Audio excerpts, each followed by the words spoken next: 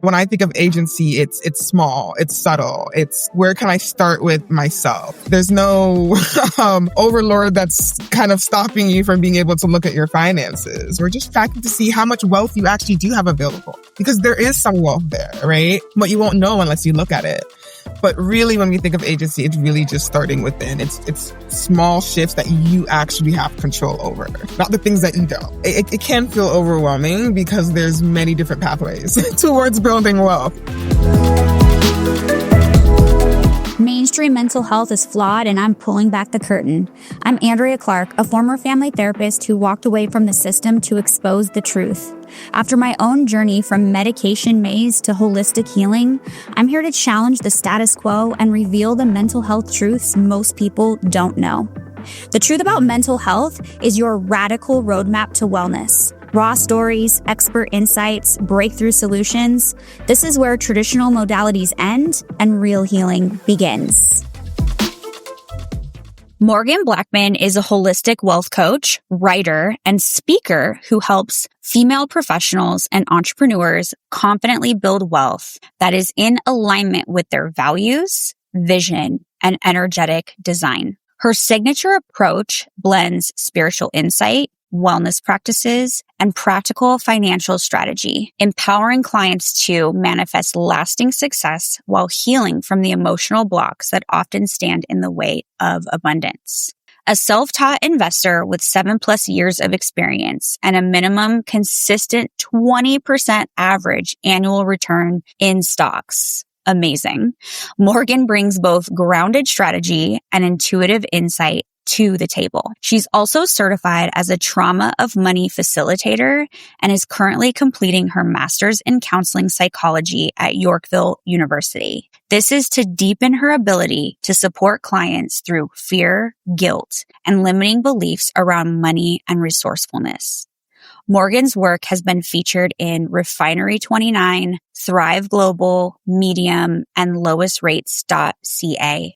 And she has partnered with brands like Neo Financial and Four Sigmatic to advocate for holistic, trauma-informed financial wellness. When she's not coaching, she's traveling the world, diving into consciousness, expanding her reads, writing poetry and books, and spending time with her loved ones. Her life and business are guided by commitment to integrity, personal growth, and a collective wealth for all. And she truly embodies what she teaches. I cannot wait for you to hear from her today.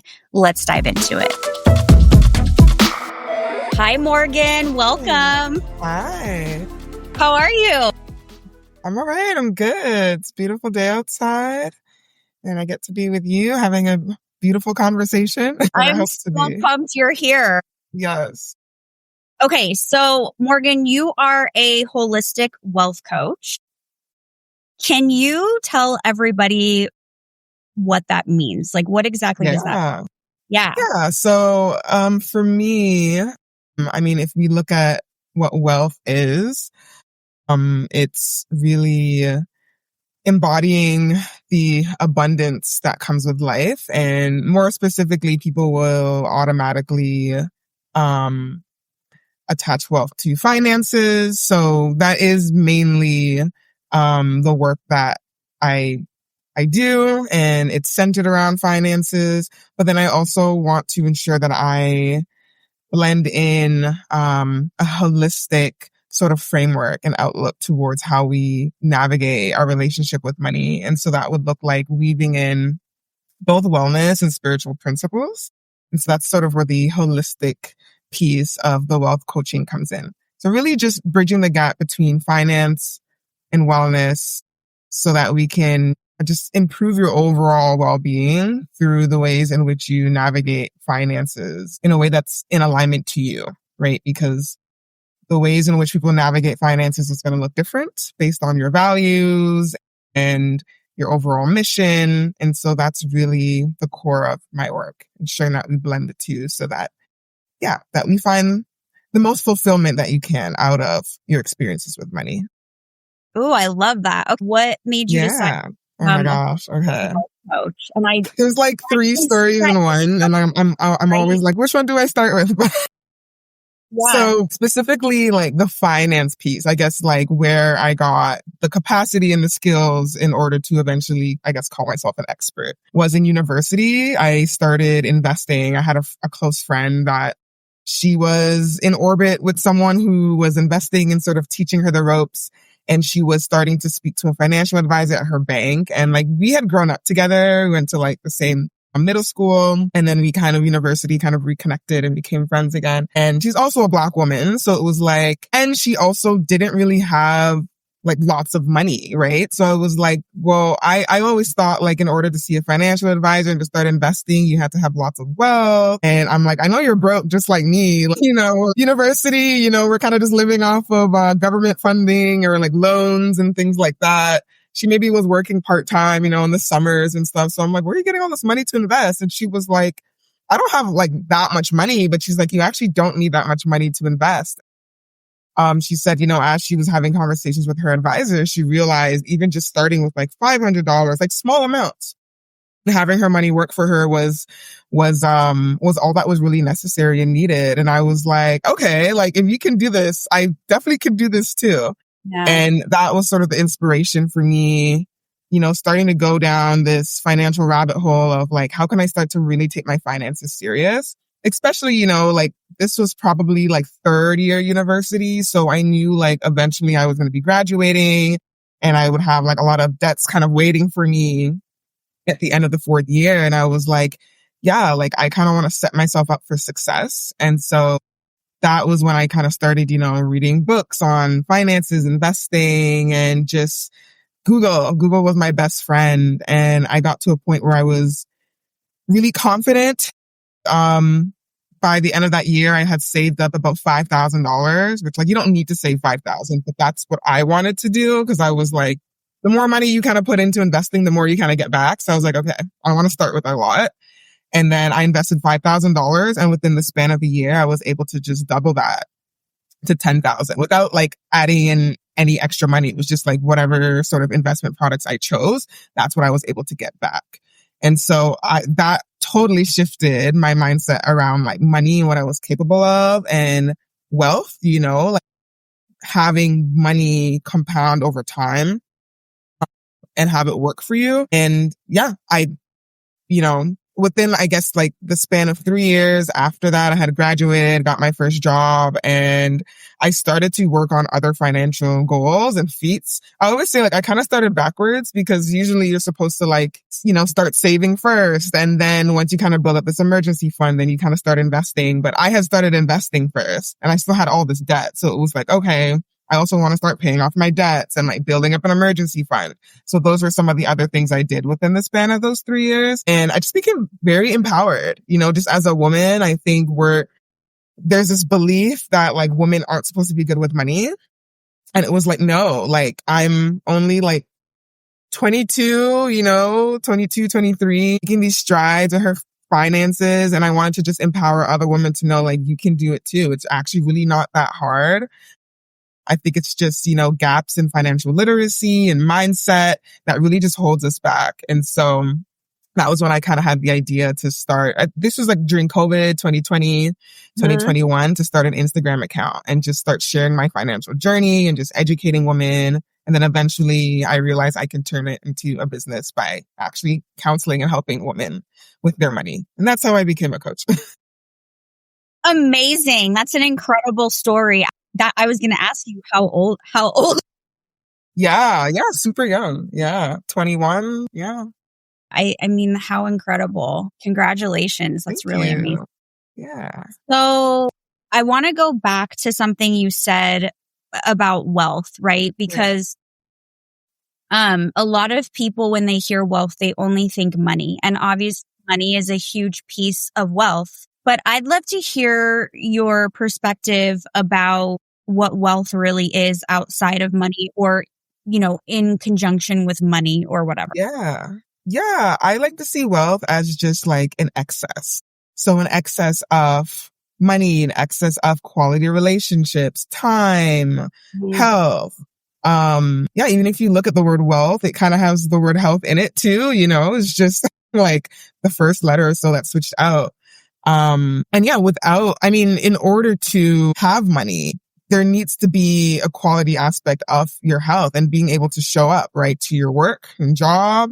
And then with that money, you can't spend it if, you're sick or you're ill. You can't use that to fuel this lifestyle that you really want to live, or at least to live it with to its fullest capacity, right? And with meaning. So to me, wealth is, yes, an accumulation of more and having this excess. And that is kind of up to you what that looks like. And to me, it's having an excess in all areas of my life. Yeah. Yeah. And I think too, something that I'm learning and or have experienced is that all of those feed into one another. You can have an excess of money, but if you have an excess of money and you're hustling 24/7, you're not you're in scarcity, even though you have lots of money, you're not really in wealth. You have an excess of money. You can't enjoy it. Yeah. And that was me for a long time in my life. Yes, all of us. We've all been there. Yeah. Yeah. So can we talk a little bit about some of the misconceptions around wealth and money that maybe keep certain people stuck in their life, not actually creating wealth? Right. Yeah, I think humans, naturally, we just overcomplicate things. I think for me, what I've seen is the biggest gap is usually financial literacy. At least that's what it was for me, right? Financial literacy and mindset. So a part of my story, like I said, was I had this misconception that to be wealthy, you kind of already had to be born into wealth. It was something that was kind of just handed to you, given to you. And then you kind of continue to build wealth from that. And actually realizing that a lot of the billionaires that we see today, the millionaires that we see today, a lot of them actually didn't come from wealth, right? If you look at Bill Gates or Elon Musk, a lot of these people actually just grew up in middle income families, So I think that kind of can be a motivation to everyday people to, show you that, yes, even if you maybe didn't come from the best beginnings, it doesn't mean that it's not possible for you, right? And you can turn your story around, but it's what's the story that we're telling ourselves around money? So you don't have to be born into wealth. It's maybe not as complicated as it has to be. A lot of the times, we weren't taught, most people weren't taught any sort of financial literacy in school or even at home, right? So I know growing up for myself, my parents would stress the importance of saving, but they maybe never amplified saving themselves, So it's you're telling me to save, but I'm not really seeing that being practiced. And my own childhood journeys, I saw my parents fight a lot about money. So money always seemed like something that was stressful and caused a lot of conflict, And I think it's kind of good that I kind of witnessed that, because I think that's why I sort of didn't want that for myself. It was whoa, I don't want money to be a source of conflict when I get older, versus some people may have seen that and been oh, well, that's just how it is. Money is going to cause conflict, and that's what I'm expecting or looking for. Yeah. And so I think once I was able to shift my mindset, seeing someone in my orbit, my friend who looks like me, similar background, upbringing, being able to do it, it was sort of okay, it gave me the courage to also do it as well and to kind of get curious. And then it was having to do the work of actually understanding what money is. Everything between the system, how did capitalism come to be today? The systems in which we have to sort of navigate, and also what is money? And also realizing money is a man-made concept, to what is debt? What is a credit score? Why do these things exist within this system? How do you start investing if you want to? And so I started reading a lot of books. My first book that I ever read was Rich Dad, Poor Dad by Robert Kiyosaki. And I always say that's a great book to start with when it comes to entrepreneurship and mindset, because pretty much the basis of his book is that he has two fathers. His real father, biological father, was the poor father. And he has this mentor that he also kind of sees as a father who's rich and wealthy. And so he learns, the difference between the two, why one was able to be wealthy and why the other wasn't, purely because of mindset. But yeah, as I started to read books and just slowly, educated myself on stock, the stock market, real estate, different types of investments. That's what eventually gave me the courage to eventually start doing it for myself, and it wasn't like an overnight thing. I think sometimes when I talk, it sounds like, yeah, in like 3 months, like I just started investing and bam, all these results. But like, it did take some time, it really did take some time. Can we talk about like the stress of learning these things? Yeah. I can just speak personally. Like I mean, I learn little bit by bit, and a lot of times I learn because I make a mistake. And you know what I mean? Like it's just the truth. And I do have people in my life now at this point who I pay to help me learn some of these things, but even Right. kind of a steep learning curve between that and being a wife, mom, business owner. Like you only have so much time, right? Fine. And I think so. My husband grew up in a home where money was stressful. Everybody worked all the time, including the Right. weekend, but there was like no pleasure. Like there was no like ROI in regards to like pleasure. Right. Fun things or family trips, or it was very much a like, we have to work all the time and then we have to kind of like hoard it or save Right. it or whatever. It was very scarcity. Right. And he saw his father make some mistakes with money, but a lot of it was this idea of feeling like money is like almost like this intimidating thing. And then it's like, you're always working for it, but there's no like pleasure that comes ever from any benefit from it. Yeah. Something that's interesting is that he feels and he's working through this, but in the beginning of our relationship, like he was like almost intimidated to educate himself about money. He's like, I don't know about money. So like almost like stick my head in the sand. Like, I'm just going to make it and it's go in our account and you can do whatever with it. Right. And I thought that was really interesting because he's really intelligent. And like anytime you put your mind to learning something, you're like rock solid. So what is it that you like avoid learning about this? Right.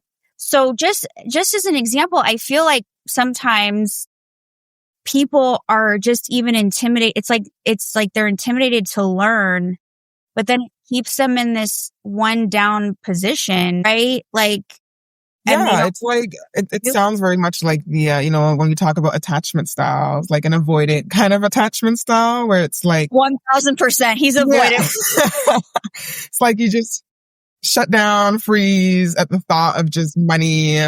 Like money holds so much weight. It's like, I would say it's like the driving force of like almost every decision we have to make. And that can feel very heavy and overwhelming, especially if, like you said, you feel like you're constantly putting out in order to receive money, but then you don't really get to have fun with it and really enjoy it. It's almost like just an ends to a mean. Like, I just have to make money because that's just what I have to do. Like, I was just born into the system. Yeah, I think it's really identifying what the fear is. And sometimes it's just the fear that it's going to be overbearing and it's just too much to learn at once. And some people have this idea that maybe I'm not smart enough to deal with money. Like that's reserved for that other person or someone else out there that like naturally is just good at it. And I think when it comes to finances, it's really just a skill, right? It's just like when I think of a baby just having to learn to crawl and then eventually walking, that's really what it is, right? But sometimes we're scared to even just kind of, I guess like a baby kind of lift itself up and kind of, let go of the couch and kind of just take its first step. We're afraid of failure. Sometimes it's also the opposite. Sometimes we're afraid that if we do start to understand how to navigate our finances, it comes with more responsibility because then we can't say, oh, well, like I didn't know. Now it's. That was me. It was like, I knew if I understood, I was going to have to take myself to a higher level. Exactly. Just like with my spending and different things. And it's like, you can't blame anyone else anymore now. Like, no, actually on you.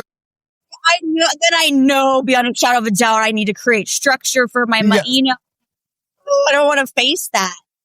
Yeah. Yeah. But then when you start to look at the other side of it, because I think naturally, as a therapist, humans, we tend to look at the worst case scenario and like the negatives, like all the ways in which, maybe having to look at your finances, things are going to go wrong. It's just going to be more chaotic. I'm going to feel overwhelmed. But then looking at the best case scenario on the other side of it, well, actually, if I learn to face my finances, to even just look at my money, that will actually give me the freedom to make adjustments. Yeah. And maybe there are ways that you can be saving more. But if you don't take the opportunity to see like, okay, what's coming in, what's going out, you won't be able to realize if there is the potential to even save a bit more. And, that extra money can go towards joy spending, whether that's maybe traveling or buying this item that you've been eyeing for a while, or just gifting somebody. I think sometimes there's actually more available to us, but if we avoid and we get into this habit and pattern of avoiding, we miss out on the necessary information that create these subtle shifts and actually get us to where we want to be. Like looking at your finances is really just information. Even the feelings that you have, your feelings aren't a fact. It's just a feeling. It doesn't tell the whole story. Yeah. Right. And so I think just if someone is feeling this way and it's like, how do I start? Like, I don't think I'm good with money. It's going to be overwhelming. I'm kind of scared. The first thing I would do is actually just learn how to feel safe within your body and noticing when these uncomfortable emotions come up, because a lot of people don't even know how to label these emotions. We're kind of just running on autopilot. And I think the first thing to do is like just name how you feel. And when you figure out like how you feel, is it anxious? Is it fearful, frustration?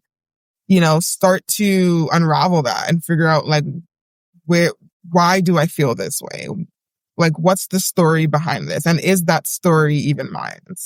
Right? Because just like you said with your husband, like maybe he feels a certain way based on his experiences witnessing his parents and how they dealt with money, and thinking that, well, if this is how they dealt with it, this is their experience, that's probably going to be my experience too. But learning to kind of separate, other people's stories from your own, and knowing that you can rewrite your own. Just because, at one point I wasn't great with money. I didn't think I would be the woman that I am today, teaching other people.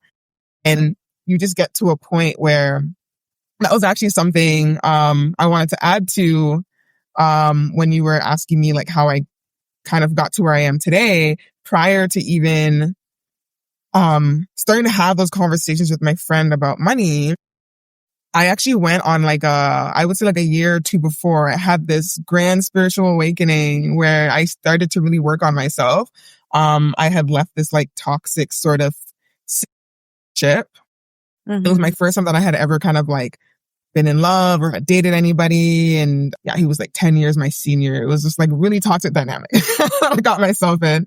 And coming out of that, I was like, never again. I thought I had love for myself. I thought, I knew what self-worth was. And I was like, how could I have possibly allowed someone to treat me this way? And I was like, no, I want to set better standards for myself. Like in everything, relationships, money, my health, like I'm going to put myself first. So sometimes you need these like drastic situations to happen in order for you to be like, no, never again, Yeah. I'm not accepting this. And it was that, and it was then where I started to really take my health seriously and like mental health. So I started going to the gym for the first time. I joined this yoga class, and that's when I started to get introduced to like, meditation and breath work. And part of that, eventually journaling and even changing my diet. I was like a heavy meat eater, and I started to get like really bad acid reflux in university. And I noticed that like when I slowly started to cut back meat and cheese and dairy, like my symptoms went away within like the span of weeks. And it started to make me realize that like I had agency over my story and my situation. And I think because I was already in that mindset and mind frame of like, I can really do anything I put my mind to. When my friends started to have those conversations with me about money and investing, it was a bit easier for me to say, yeah, okay, like let's just get curious and explore and just start having more conversations and start listening to podcasts and just reading books and just gathering information. And to answer your question, long story short, I think, that's maybe all that it is. I think it's just maybe gathering information. You don't have to do anything with it. Like, it may feel overwhelming, but realizing like you don't have to start anything right away. It's really just gathering information. And when you feel like you have enough information to start, then you can start, But I think it's just getting comfortable with understanding like, yeah, how do I shift my mindset around money? Who can I talk to about this? Who's a good role model for me, an example of building wealth and having a healthy relationship with money and, credit scores, debt, savings. The information's out there. Just seek it, listen, and start there. I love that. So one of the things that you were talking about just now that prompted another question is this idea of you figuring out that you had agency. Right. And I think that can sometimes be like a trigger or a pain point or, for many things in life. Mm-hmm. We'll talk about obviously like money and wealth building. We live in a capitalistic society. We live in a country where it's incredible, has some incredible benefits to be living here, but also it can feel very much like there's only a certain group of people who get to be ahead financially. And I'd love to hear your perspective about like agency. Right. I'm a firm believer, and I know I say this as a white woman with a lot of privilege. Mm-hmm. I'm a firm believer that in most, not all, but most situations, there's usually some form of agency or radical responsibility a person can take to start making little pivots that wiggle them to a point where they can start making bigger pivots. Right. Yeah, exactly. You know what I'm saying? Yeah, definitely. But people don't always think that. They think like, I'm helpless, I'm stuck, I'm like, I am at the, mercy of how this situation is. And I'm curious what your perspective is on that. Yeah. I think we live in there's a duality. Like there are systems, like you said, that exist. Yes. And it limits us from being as abundant as we could as humans. Like, even when I think about, capitalism and this idea that resources are limited, it's such an illusion because I truly feel like the earth has all the resources available to us, right? Like, we have access to all the resources needed, but we've just created a system that creates lack and then creates this like unequal distribution. So it's there, but yes, we do need to be realistic and understand that there are real systems. There are barriers for certain groups of people, myself included, being a Black woman. And there are just plainly like a lot of things that we don't have control over. So I'm not, like when I say agency, I think people automatically think I want you to have control over the things that you don't have control over, which is impossible, right? But I think it's doing the best you can with what you can change, right? So I'm not telling you to go and change the food system or change capitalism. And that's a whole different discussion on how, we can try to do that. But if we're just starting with ourselves, it can just start simply with, like I said, like your story. If you have this story, for example, that all rich people are evil, well, then that's going to determine the actions that you take when it comes to your finances, right? And is that story really true? Because I'm pretty sure there are great examples of people that have a lot of affluence and wealth that are good people and do give back. But they also have limits and constraints as well, too. One person can't change an entire system, right? So to blame it on just one individual rich person isn't really the solution or the answer. But I think, when I think of agency, it's small, it's subtle. It's where can I start with myself? Even if it's, let's use money as an example. Even if it's just budgeting, right? Like, I mean, anyone can really budget. There's no, overlord that's kind of stopping you from being able to look at your finances, right? So simply, I have a few resources on my website. I call it a wealth tracker because I feel like the word budgeting seems kind of limiting, but It is limiting. yeah, it sounds limiting. Yeah. But for me, it's more so, no, like we're just tracking. It's just information. We're just tracking to see how much wealth you actually do have available, because there is some wealth there, right? But you won't know unless you look at it. But yeah, I do understand the realities, even finding work, finding jobs, it might be easier for certain groups of people. So I'm really not knocking that. And we do need to be mindful of that. And I think there's some onus and responsibility on those that do have wealth and access to wealth to help make it easier for other groups of people, right? And to alleviate the systems of oppression. But really, when we think of agency, it's really just starting within. It's small shifts that you actually have control over, not the things that you don't. Yeah, absolutely. Bond Charge brings you cutting-edge wellness tools like red light therapy, EMF shields, cold therapy, and light therapy glasses, all designed to support your body's natural healing process. Red light therapy is clinically shown to boost mitochondrial function and reduce inflammation. EMF shields help to protect against the effects of everyday radiation exposure from our devices. Blue light blocking glasses are shown to improve sleep and reduce eye strain. I am obsessed with so many of their products. My home is stacked with EMF protectors. I use their red light tools weekly, and I love their light sensitivity glasses. I'm seeing a huge reduction in my migraines. Bond Charge is HSA and FSA eligible, so investing in your health has never been easier. Visit bondcharge.com and use code MHM for 15% off. You can also check the show notes for links and codes. So I want to go back to this financial advisor comment that you made in the beginning, because I really thought the same thing. Like, unless I have, $5,000 a month to invest, right. It was almost like it's the same concept. I don't know where you fall with Christianity, but I'm a believer. And this idea that before you come to Jesus, you have to clean yourself up to, be with Jesus. And it's like, no, just come to me. Right. And it, my mind, once I realized, some people just put a sum with a certain advisor and just, they never contribute again, or right. They start with $50 a month, or, right. And I was like, oh, I don't have to be already this person with an abundance of money exactly. to start to multiply my money. And I do think it's about finding the right advisor, because I've had I've had experiences with certain advisors that can make me feel stupid or a kind of way. Oh, okay. Yeah. But I think that there's, again, this kind of misconception around access to things like that, or when you, right.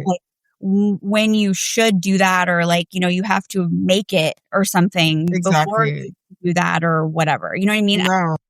I'd love to hear your perspective on that. Yeah.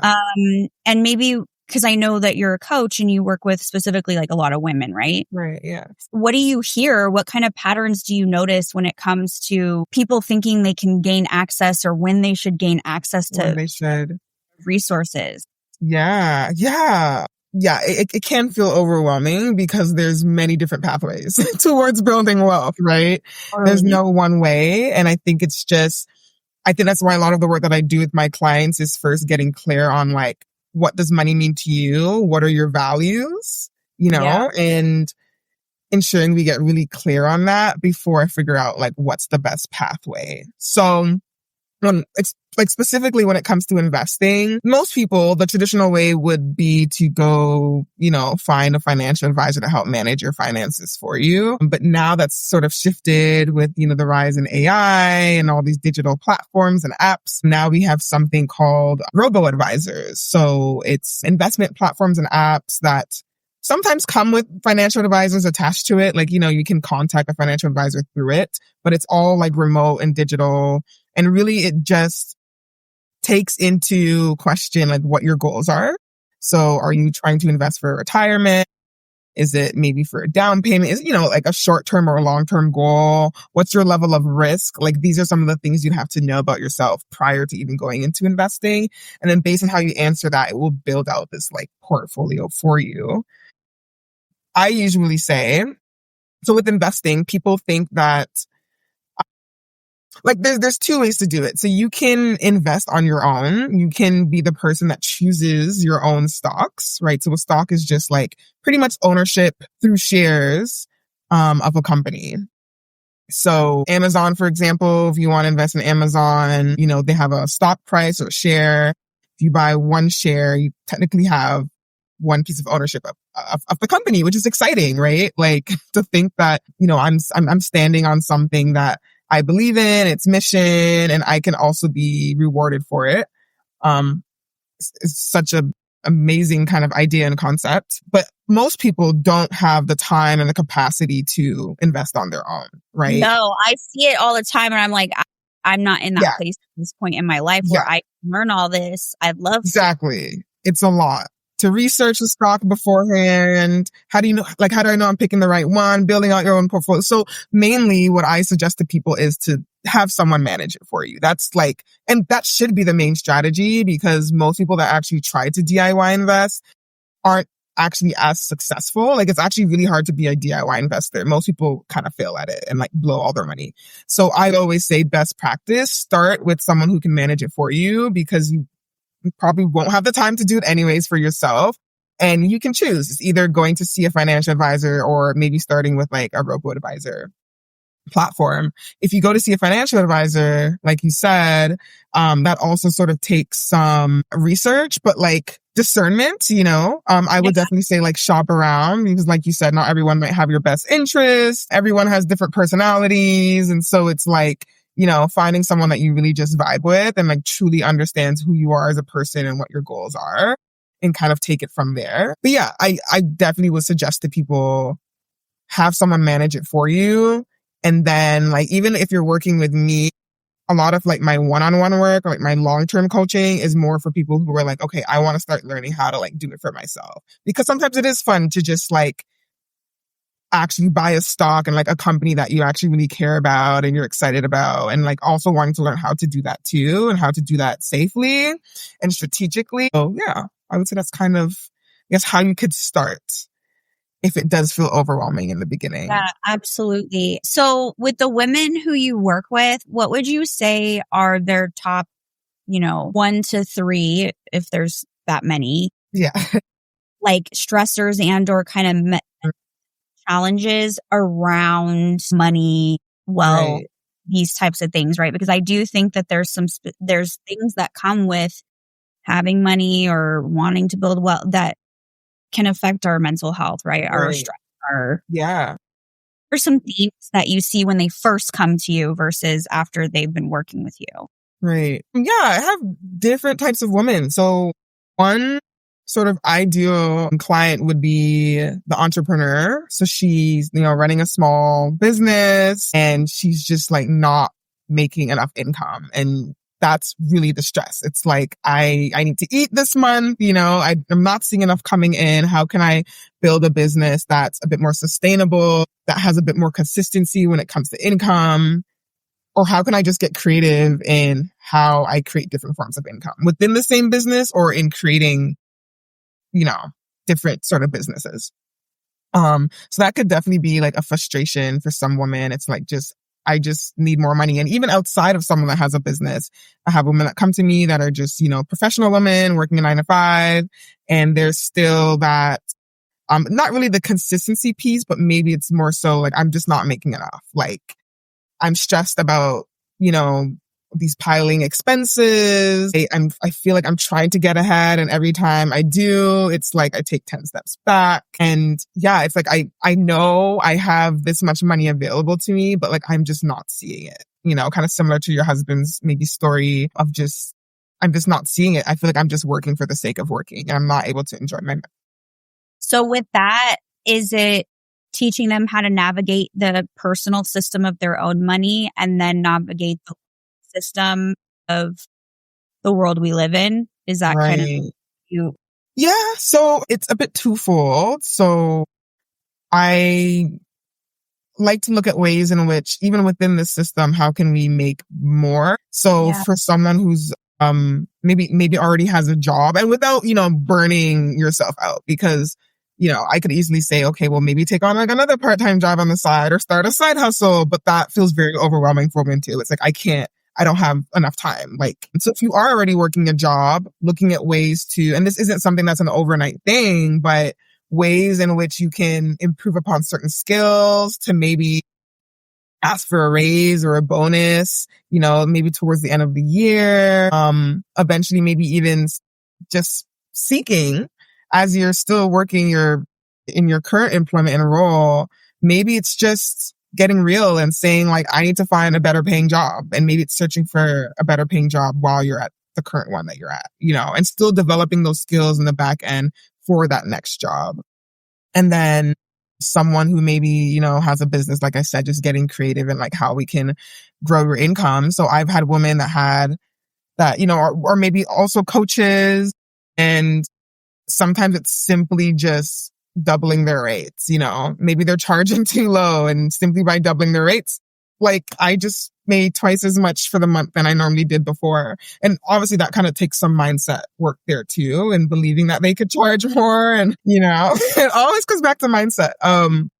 But yeah, like the money is there. And I think this is where that like abundance mindset kind of kicks in, and realizing that like there are so many opportunities around us, but sometimes we don't have the right people to like reflect that to us. It's sort of like a blind spot, and especially like in this kind of society, we're taught just one way to like kind of navigate life and make money. So it's like go to school, and go to school for like a job that's going to make you a lot of money. One, like you're only allowed to be a doctor or a lawyer, for some cultures and some families. And then, graduate, get a job, buy your house, retire at 65, and that's it. And it's just like this very linear way. And so I think a lot of people, when they think about how do I make money, it's within that linear model and framework.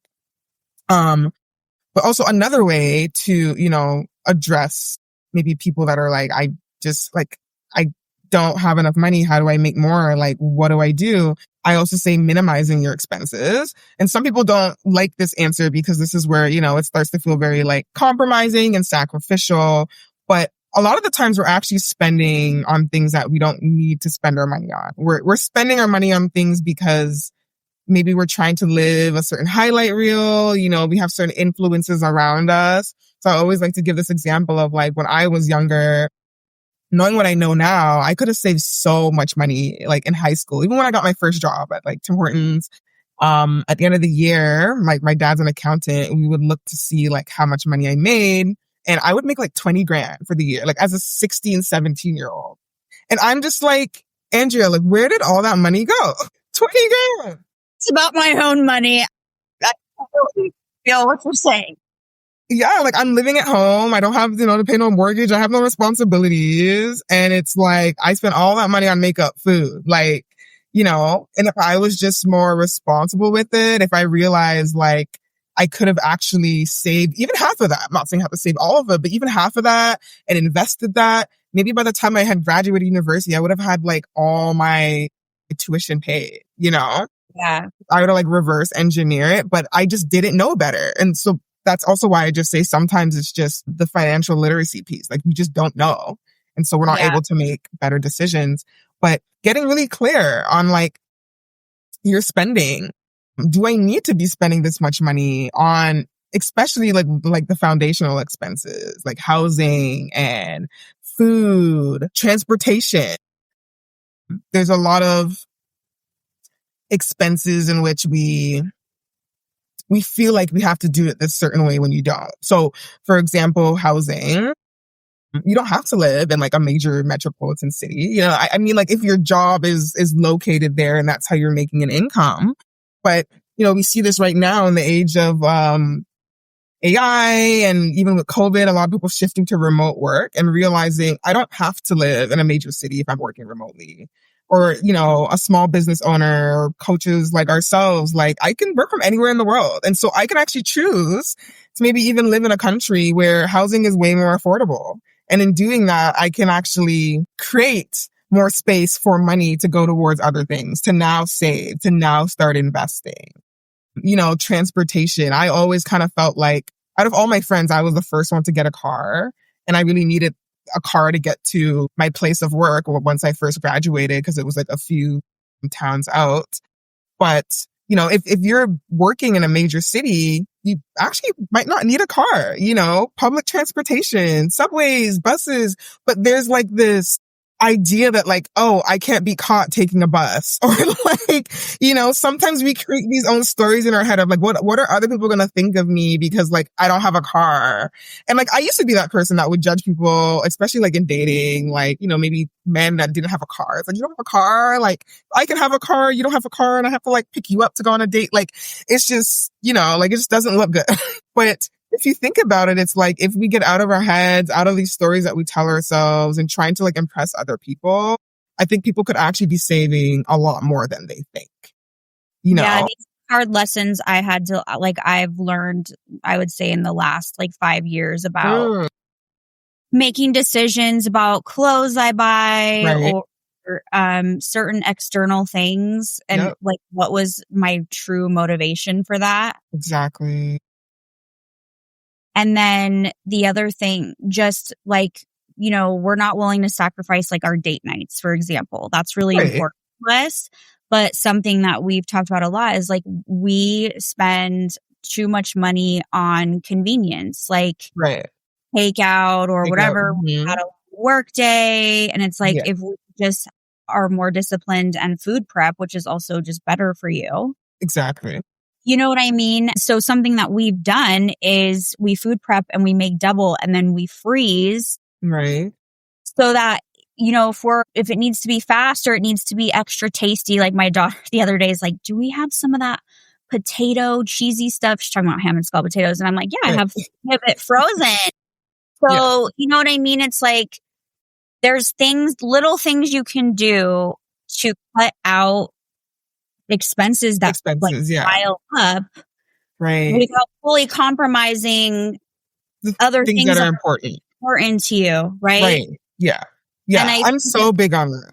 Yeah, and I had to learn that because for a long time I felt like, dang, I work my ass off and I don't want to restrict myself at all. Like, I work too hard, right? And then it's like, yeah, but I'm working so hard, and then it's like I don't, future finances to show for it. It's like I'm in the right now so much, right? Right. Yeah. And it really is a balance, and like constantly kind of checking in with yourself, which is also why not even budgeting itself, but just, I like to call them kind of like money dates, like just setting periodic moments to just check in with how you're spending, what you want to be spending more on, and kind of just readjusting. Because like our goals, our values are always shifting, right? And what's important to you today might not be important to you tomorrow. And for me, I think it's all about feeling good. Like, I don't want anyone to restrict themselves in areas that they don't want to restrict themselves. Like, it shouldn't even feel like you're restricting yourself, right? It should really just feel more like a shift. It's just a shift. And these shifts aren't permanent. They're temporary. So right now you might be, pulling back on takeout and stuff, but you might have, more money coming in a few months, which will allow you to indulge more in that area while still being able to work on some of your other financial goals. So I think when people think about, budgeting, it always comes with the sense of, oh, I'm going to have to restrict myself and compromise.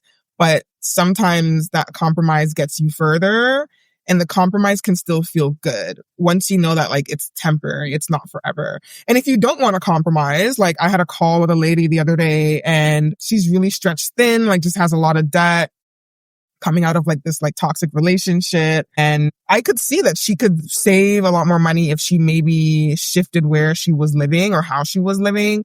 And she was like, yeah, but like, I just don't want to compromise on that. Like, I don't want to get a roommate. I don't want to live outside of the city. Like, her gym membership was maybe like $100 a month or something like that. She's like, no, I love the gym. Like that's, I was like trying to find so many areas like, okay, could we like maybe make a little shifts here? And she was like, no, I don't want to. And that's okay. That's totally okay. You should have to. But if that's the situation, then the only other thing that we can look at is just making more money. Like So it's either or. It's either you find ways to make more money if you don't want to compromise, or you compromise and not seeing compromise as a negative thing, but just a short-term shift in order to fulfill long-term gratification, right? And I think a lot of us, we're really bent on instant gratification. We want things now. Now. We want to indulge in things now. And it's like, it doesn't mean that you can never, ever indulge in something again. It's just, pulling back on that needing to indulge now for being able to indulge later. And yeah, and if you do that in a very strategic way, you might never have to compromise in the future again if you do it right to begin with. You know what I mean? Because if you start to bring in saving and investing, now you're getting to a point where your money's working for you, and you won't really have to worry about it. It's just different from someone starting at $0, and having to having that risk of having to fall back into debt or going into their savings. Once you get to a certain point, it's I can indulge in a lot more things now without any regret or level of risk of falling back. Yeah. Yes, I love that. And I actually want to go back to what you talked about, because it's interesting. It's like some of these things, it's like common sense, but it's hard when you're in your own situation, right? Yeah. See the different pathways. And, something you said is like, oh, well, you can, let's say if you're a female entrepreneur, you can increase your prices, or you can. And I'm curious about that conversation, because I know that sometimes there's the mindset around worth with increasing your prices, but something I constantly, because I come from my background as a therapist, and I started in nonprofit. Okay. Oh my gosh. Wow. That's amazing. I got my training in nonprofit. I spent my years of my career in nonprofit. I understand how important it is to have really skilled people, people having access to really skilled people who wouldn't normally be able to pay for that. Right. I understand that. That is a foundation of who I am and how I serve. But I also think that if you are also broke, it's really hard for you. It's really hard to then serve in other ways. Right. It can be really hard to serve in other ways. And I remember going from when I decided, I got recruited to a group private practice that still was very accessible to, a population of people. But yes, did I start making more money? We had contracts with other insurance companies that were paying out a certain amount of money. And I remember when I left my nonprofit and I spoke to the director, she essentially told me I was a sellout. Oh my gosh. Wow. It really hurt my feelings, because I gave so much in that period of time. So much. I was so underpaid. I overworked. I was the number 2 producing clinician in the clinic. The only reason I'm telling this story is because I think that sometimes, especially if we're in coaching service, caregiving, type of goals, we think that we're not allowed, we're going to be hurt. Number one, there can be a worse thing, or, you aren't going to pay it. Or this but if I raise my prices, a certain group of people aren't going to be able to access me, which is true. It is true. Yes, definitely. Right. I have a program that I charge a certain amount of money for, and there are going to be certain people that either can't or won't figure it out to access that program. Right. I'm fully aware, right? Yeah, exactly. Yeah. And so I'm wondering if you have conversations like that with certain people about raising their prices, and if their concern is if I raise my prices, I'm leaving certain people behind, or certain people aren't going to get access to me now. And there's guilt or shame, or, you know what I mean? I'm just wondering what you think about that. Also, have you had these types of conversations? Because I think this is a big piece of it for certain entrepreneurs and certain people. Yeah, people in certain roles and professions too, like yourself, even within the not-for-profit space. Yeah, it is very interesting that, people in these caregiving type of roles are afraid to earn an income with what they do. There's this idea that you're supposed to just give away your skills and time and expertise for free. So on both sides, if I'm on the receiving end of your services, yes, I would want it to be accessible. And depending how much income I have, that the capacity for what's accessible to me widens, right? So if I'm someone who's really dirt broke, maybe homeless, really just struggling to get by, how can I access even therapy, for example, or coaching, financial coaching? And I would say that there's always something out there that is free, right? There are free resources if you know where to go or to find them. So on the flip side of that, for me as a coach, I ensure that I create offerings for people at different stages of their journey.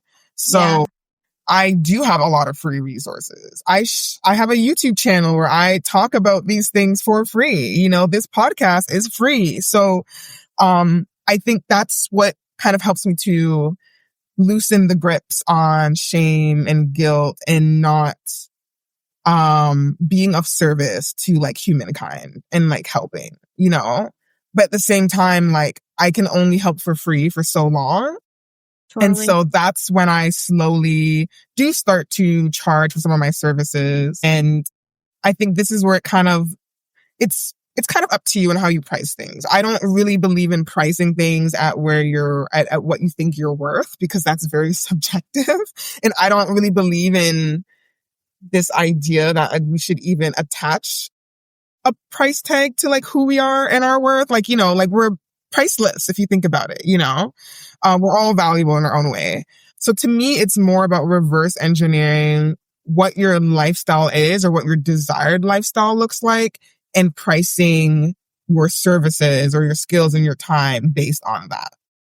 And that kind of takes some time. And like, I do that work with my clients. So for me personally, I have a range of products. I'll have like low ticket, maybe ebooks or webinars that are like $20, right? Like really the cost of maybe like a lunch. And then all the way into like my one-on-one work, which is like $6,000 or more, and this is, I also know that it is reasonable because people that are working with me one-on-one are probably have an income within a certain bracket, are really in a place where they are ready to invest and so should have, a certain amount of money ready to go. But I don't feel like I'm pricing anyone out because I really create offerings for people at different stages. And there's always ways to make things accessible. So for example, sometimes I'll offer like one-off scholarships, right? For people who really are in need, but like really want to get to this certain point in their wealth building journey or stage. Sliding scale, I've seen that in the entrepreneurship space for quite some time where it's like, okay, let's be honest. Oh, I really want to price this workshop at $100, but if you are really struggling, $25, or maybe it's, on a donation type basis. So there are different pricing structures that exist that don't have to be the like capitalist fixed way of like, this is the price and that's it, and there's no wiggle room. A really great example is somebody called Manifestation Babe. She's a manifestation coach. Right. And she has this very signature program that is like, $2,222. First of all, she has incredible payment plan options, which is what I did because I didn't have just that much money laying around that I felt like I could just do that. So I did her payment plan and her program changed my life. But she also, every round that she launches this, she gives away like 6 scholarships. Nice. Exactly. So it was really cool to see that, right? Because she does want to provide to people. Exactly. And I think that, this idea that you can't charge the value of what you're offering or what the ROI of the experience, whatever it is, however you choose to charge, that you're not able to do that. I don't really, like you said, believe that. Like you just gave a ton of different ways that people can, charge whatever they consider the value is and then still serve other people.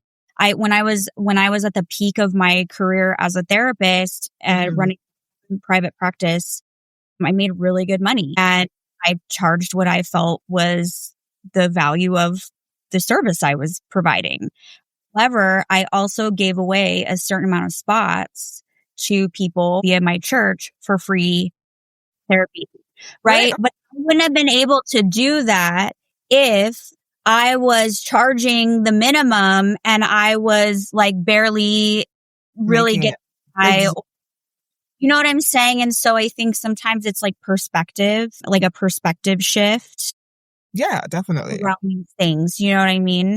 For sure. Yeah. And then, I mean, even to add to this conversation, AI. I think even when you think of therapy, that is definitely going to shift even some of our jobs and roles, because as a coach, I mean, AI is mainly free, and you can ask it the same questions that you would ask me at no cost, right? I mean, still people will argue, like, I still want that human approach and touch and having that conversation and, as well. But AI is amazing. I use it for my business, but there's still some things right. that I'm like, okay, like Still this can't. requires like a human conversation Exactly. or, Yeah. whatever. But yes, I agree. Like there's so much I plug into AI that Great.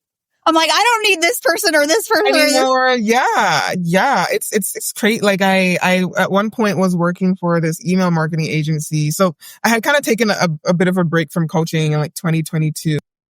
And I went into marketing, and I ended up kind of getting laid off from this job. And I didn't believe that the severance package that they gave me was adequate enough. It was like remote, and like the time to find another remote job, like, it would take me some time. And so I just felt like I needed a bit more of a, severance package to hold me until finding the next thing. I actually ended up using ChatGPT to fight my case. I was thinking of getting a lawyer, because the way that they kind of like let me go wasn't just. And I actually ended up using AI to help me fight that case. And I was able to fight for $9,000. And if I had hired a lawyer, the lawyer probably would have taken like 30% of that, like the fees and all of that. And that blew my mind, because I'm like, if AI could replace my lawyer, like, what else can it replace? But I'm not even using it as an example to talk about like, job losses and things like that and what it could replace. But just the idea that it's like this free tool. Yeah. That I was able to use in a way that actually brought more money into my life, Yeah. I mean, I've used GPT. I've created my own GPT, like essentially like persona. Mm-hmm. And my team and I've one, technically two, Right. but one's my husband. He doesn't get paid. My employee, like we use it to optimize what we're doing and shorten the time frame, like to be more effective, which in the term is safe, like creating more money. Less money. And so there's so many, and I know that sounds very advanced, but it's just like, there's a free version of that you can use. And I think that this is kind of the whole point, is that like sometimes people think like there's nothing I can do. I'm just like stuck.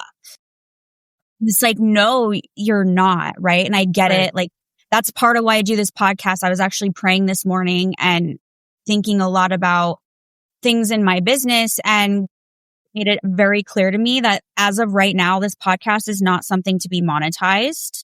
Like, I throw in a commercial, something I'm an affiliate, whatever. But like that, this is a part of my service. Like this is where I give away free knowledge, and I bring people on who can give free knowledge. And like, this is my service. This is something that's accessible, like you said, to anybody. Right. Yes. Now that's like how it's going to stay, right? Until I get, word of something else, which I don't know. Exactly. But it's like, this is how you can serve, because I was thinking about like, okay, I have low ticket offers. I have high ticket offers. My high ticket offers are not accessible to everybody. And they are certain type of woman in a certain space in her life way. So not everybody would even be able to handle what I'm teaching in that space. But I was like, how can I make sure that I'm always giving to people? Right? That people have access to certain to certain aspects of what I can provide. And that's what I've been thinking about a lot. And I think that, that's a really important thing for especially female entrepreneurs. I feel like there's this guilt or shame around charging a certain amount. And I think that there's so many ways that you can live a lifestyle that works for you where you're still honoring that these other things that are of value to you, right? Definitely. Yeah, 100%. Yeah, and I love that you found a way to do that for you in your business in a way that feels good. Yeah. Well, I'm curious because like I know what it does for my mental health when I'm not living in alignment, right? Like, right. But I'm curious if you've seen that like in women's mental health where they're not living in alignment of what they truly desire. They're like letting shame or other things like dictate how they're doing life, business, career, spending, right? It's like, what does that do to a person when they're not in alignment? Definitely.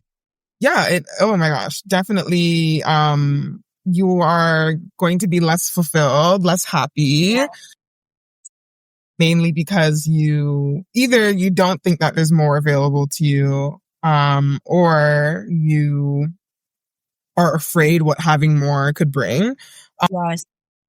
I think for me, through coaching, I've realized that before you set out to seek change in any area of your life, it's been most important is understanding. Ew, I don't know why my voice is doing that. What's most important is to really understand who you are. And I think that is the biggest issue. A lot of the times we don't know what alignment is because we don't know what we truly want at the core.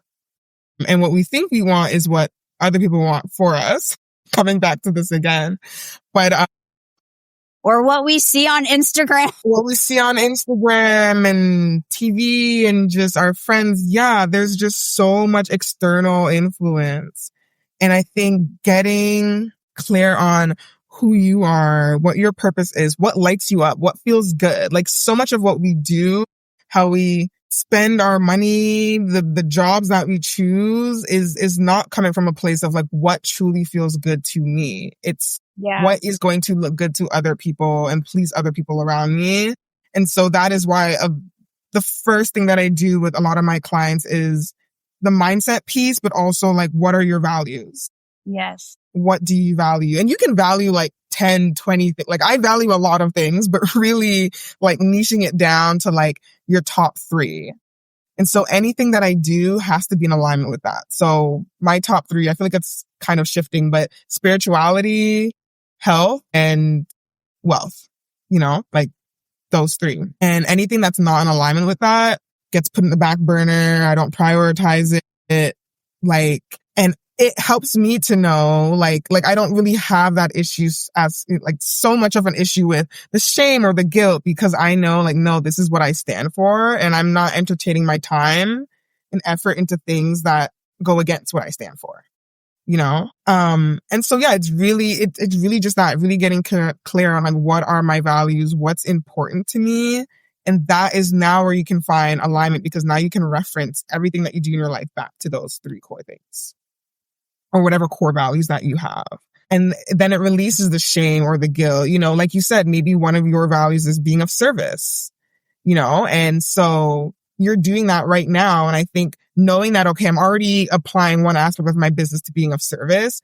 Anything else that I do for money, I feel good about because I've already fulfilled, this one area or this one arena. And like, now it's fair that I do get paid for the work that I'm doing because I'm doing very important work and I need to eat still and all of that other stuff. Right. So yeah, I would say like, I don't know if that answers like the answer you were looking for, but I honestly think like it's actually it seems very simple, but it's actually very profound. When you know what your values truly are, a lot of those things do melt away. And what I find, because I've worked with women, combined coaching and therapy 25 years, is that like even the most successful women who feel like shit on the inside, a lot of it has to do with they don't actually know who they what their values truly are or who they truly are. A lot of the things that they have fallen into is like, and I've even found myself evaluating and peeling certain things away because I'm like, well, why did I actually do that? It came from a motivation that I didn't even know was there. That wasn't actually my true values. Right. And I think that this is some of the really important work that women in general are starting to do and really need to do because we really would, whether we make more money or not, live with so much more of a fulfilled existence. Right. Yeah. Making decisions from who we truly are, what we truly value. Yeah. Yeah. Yeah. Love that you start that, like, that's where you start with your Definitely, you have clients. to. So Yeah. important. And Yeah. actually another word that I think is very potent is asking yourself why.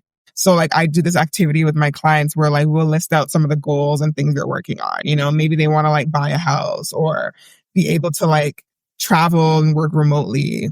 And I always make sure we ask ourselves why. Like, what is doing this going to, in doing this, how will it bring fulfillment into your life? Yeah. And for some people, they might realize like, oh, well, like I want a house because the freedom that it will give me, or not even the freedom, the security it will give me, the comfort. But then someone else might say, well, it might be because that's like a milestone that society has set out for us. I feel like I'll feel more accomplished. And then it's like, why do you feel like having this house will make you feel accomplished? And it can start to go in either direction, right? Like, and sometimes you might realize, well, actually, I don't need a house to feel accomplished, or I don't need this or that in order to get to the root of how I actually want to feel. And most of us just want to feel happy and at peace and comfortable. And so, for example, you know, a dream that many people have is to like have this mansion. Okay, for me, for example, if I were to really live out my dream life, or the past version of me, what my dream life would have looked like is like having this huge house, maybe on an ocean front or a lake, you know, having like the water. Yes, you have to have a body of water, you know, maybe like a yacht that I can go sail on the weekends, and like I'm traveling like all the time. I love traveling, you know, like I'm traveling all the time, and that's great. That's beautiful. But I don't need to wait to have those things to enjoy my life and to feel at peace and to be happy. And it's like, I think a lot of us are waiting to have those things in order to like finally enjoy it.